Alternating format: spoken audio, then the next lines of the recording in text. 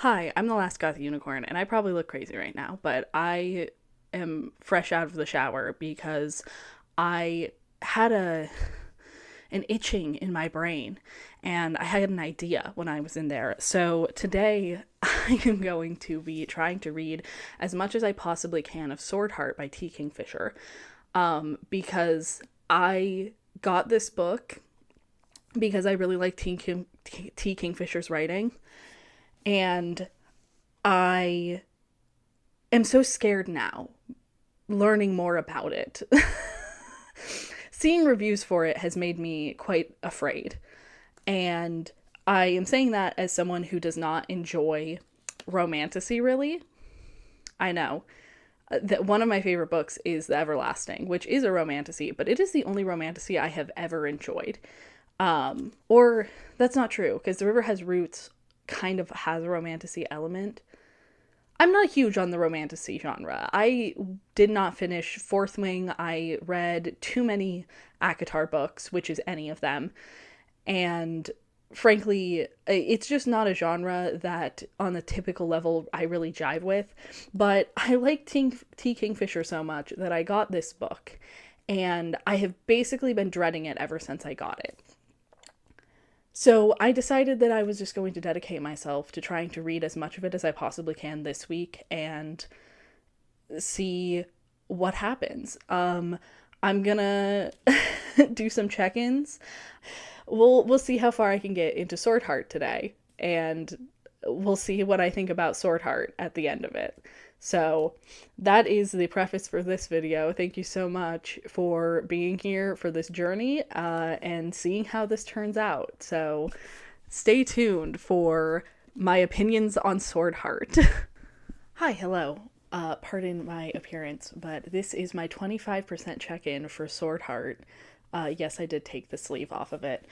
So far, I feel like nothing has happened. So basically, everything that has happened in this book up to this point is Hala has had some really bad run-ins with her family after her great uncle died, and she got all of his inheritance. And her family, or her dead husband's family, is basically trying to get her to marry one of her dead husband's cousins in order to keep the wealth of her great uncle in the family. And she does not want to do that, and they lock her in her bedroom, and she eventually tries to kill herself by using a sword that, upon being unsheathed, reveals to have a magical warrior attached to it named Sarkis. From there, Sarkis is basically like, you're not going to kill yourself on my sword. No, no, no, no, ma'am. Please, no. And I'm going to defend you and get you out of this house, which he does. And then they run out of the city, where they are perhaps at this point being pursued by constables. And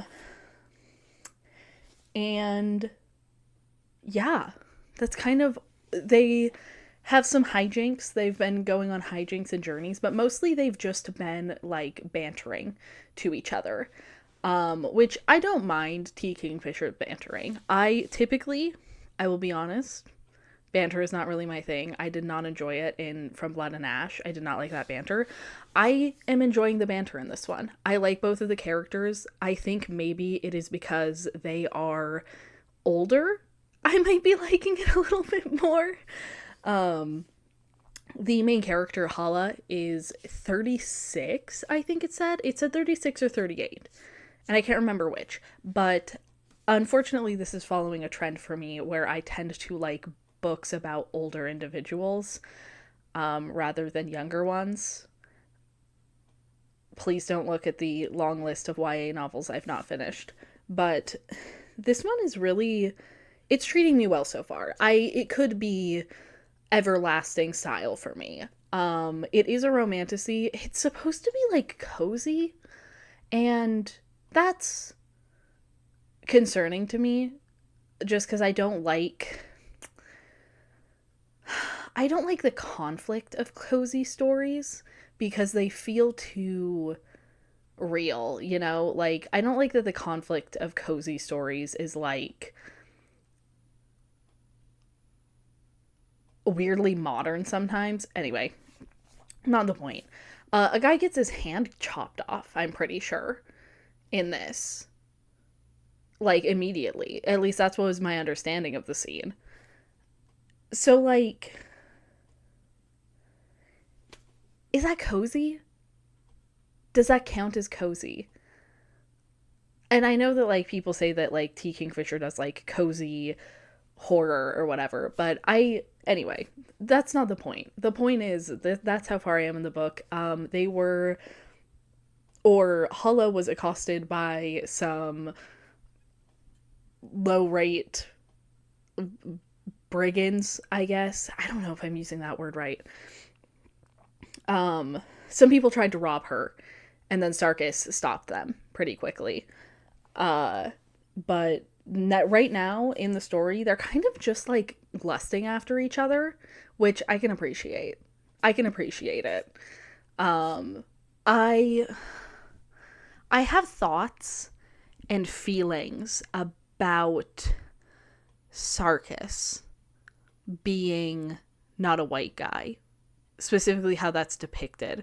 But I'm only 25% in, and I am leaving there. In my heart, there is room for my opinion to change on this subject.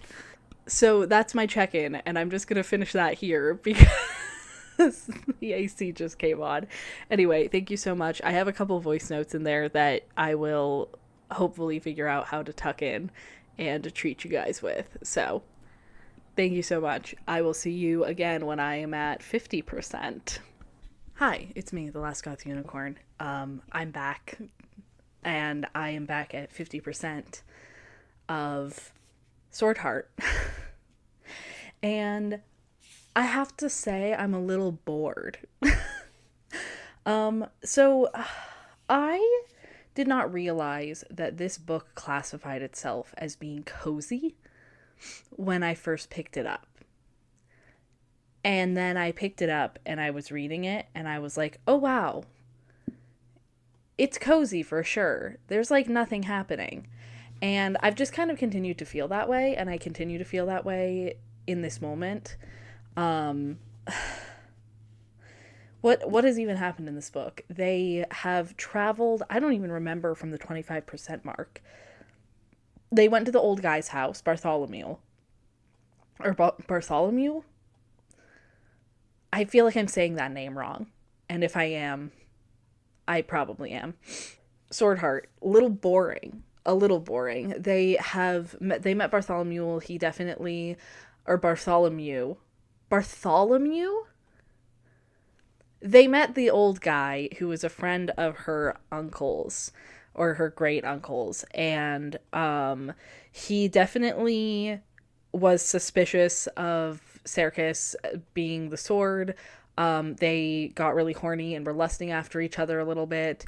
They made it to Archeron? No, Archeron is the name of the girl in A Court of Thorns and Roses. Archean? Arkin? Arkin?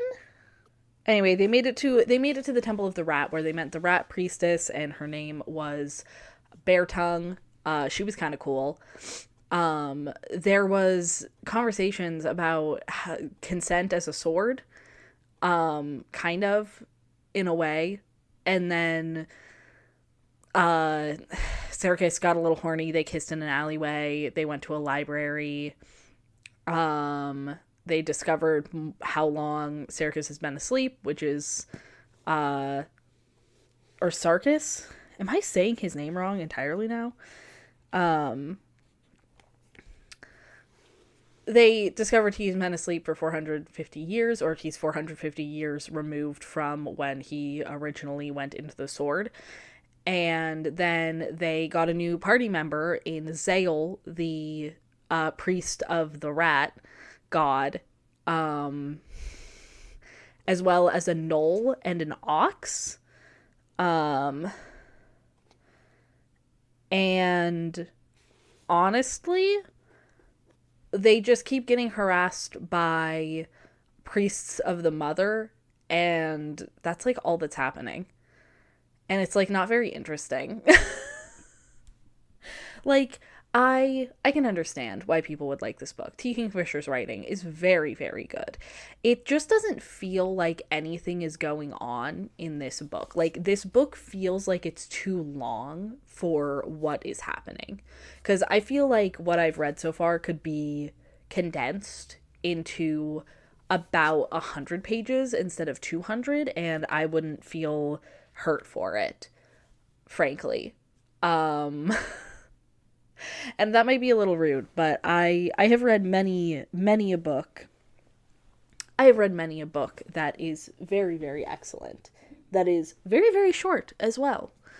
Some good examples are Tender as the Flesh, The Unworthy, both by Augustina Basterrica. They're fantastic. They're very short. Even What Moves the Dead was very fun, very good, and it's very short. The River Has Roots. It's 99 pages, and it's an excellent book. This book is very hearty. It's very thick, and I just don't think it earns it, or I currently don't feel like it is. I'm gonna do my best to continue reading this book, but I'm bored, frankly. I'm like desperately bored. Like nothing's happening. But I did spend too much money on this book, so I'm gonna give it a good old try. So yeah, that's my 50% update. I'm bored. I like the characters a lot. I just like don't think that they're compelling enough to keep me going, considering the nothing that's happening. Like, I kind of like the dynamic more when it was just Hala and Circus, and now that it isn't, I like Zale a lot, and I like Barringer, I think is the name of the gnoll. But I don't know, I'm just bored. I'm just really, really bored with it. That's why I'm filming this several days after I filmed the first part, is because I read 25% and then I was just like, I'm not feeling this right now. This is actually, unfortunately, putting me into a reading slump. Like, it's making me not want to read, which is not good. So, yeah, I probably won't read more of this today. I'll probably move on to Bat Eater and Other Names for Corazang. But that is my 50% update. And if there is another part to this video, which there will be regardless, hopefully there will be 2 parts and I'll have finished the book. But if there's not, and there's only 1 more part, it is because I gave up. So thank you. Hello, good to see you. I'm back, and technically I'm not at 75%, I'm at 74%. Also forgive all the loud background noise. I am at 74% with Swordheart, and the central conflict of the story is over.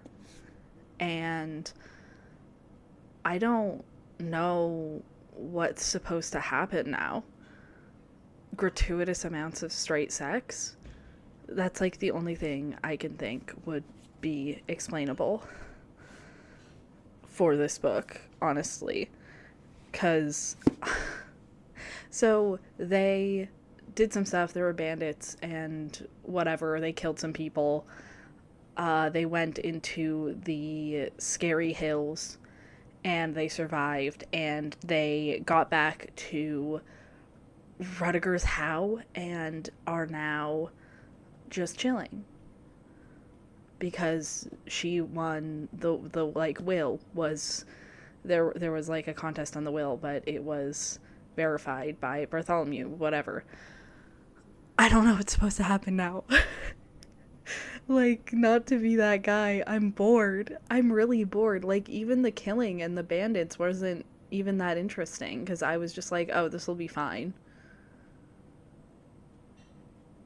Like, I cut this book with a little bit of Bat Eater and Other Names for Corazang, and that book Cora is hanging out with Yufei in her apartment, and it's like so stressful, and they're just hanging out in an apartment.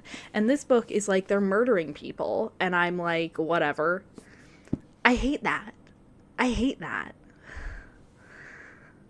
Oh, this is like, it's really hard because I like the writing style, right? Like, I like T. Kingfisher's writing a lot, but I really hate the coziness of this book. But I am so close to the end, and I am so desperate to finish a book that I'm just going to keep reading it until I am completely done with it. And hopefully that will not be today. Hopefully I can finish it tomorrow and give you a full rundown of what I thought tomorrow. Yeah, that's it. That's all I've got for you. Thank you so much. I will see you again soon. Hopefully. Please ignore this. Yeah, I will see you at 100% when I am totally done with this book, and hopefully it will not be today. Hi, hello, it's me again. I have just finished Swordheart by T. Kingfisher, and I have things to say about it. I feel like the last... I understand that there were like little threads sewn throughout that makes the last like 25% makes sense that it's there. It just felt unnecessary though, and it felt long and drawn out, and frankly, once again, kind of boring. What happened in the last 25% is that after Hala's inheritance is like hers, her and Sarkis have sex. Good for them. It's revealed that Bartholomew was plotting against them. I swear I keep saying his name wrong. I think it's Bartholomew, and I keep saying Bartholomew. Anyway, doesn't matter. Bartholomew was plotting against them with her family to get the sword because he worships the like Smith saint or whatever, and or he's like working with a guy who worships the Smith saint because he wants money. Some guy named Nolan. Never trust a guy named Nolan, apparently. Yeah, like they go on what is essentially just another wild goose chase to get Sarkis back, and they make a guy listen. There's a lot of like I don't know if I just like maybe don't understand cozy stuff, but I feel like there was a lot of death and killing for a cozy book, and maybe this book is supposed to be like miscategorized as cozy. I would call it cozy mostly just because I thought it was boring. I really liked Hala and Sarkis together. I really liked Zale. I liked all of the characters, and I really loved T. Kingfisher's character building. This book was too long, in my opinion. I truly think that this book was just way, way, way too long. Like, this should have been 200 pages, and it would have been just as good. The setting was mildly interesting. This is like really specific to me. I don't really like fantasy city settings, but I don't like city settings. Like, I don't like urban fantasy because I don't like cities.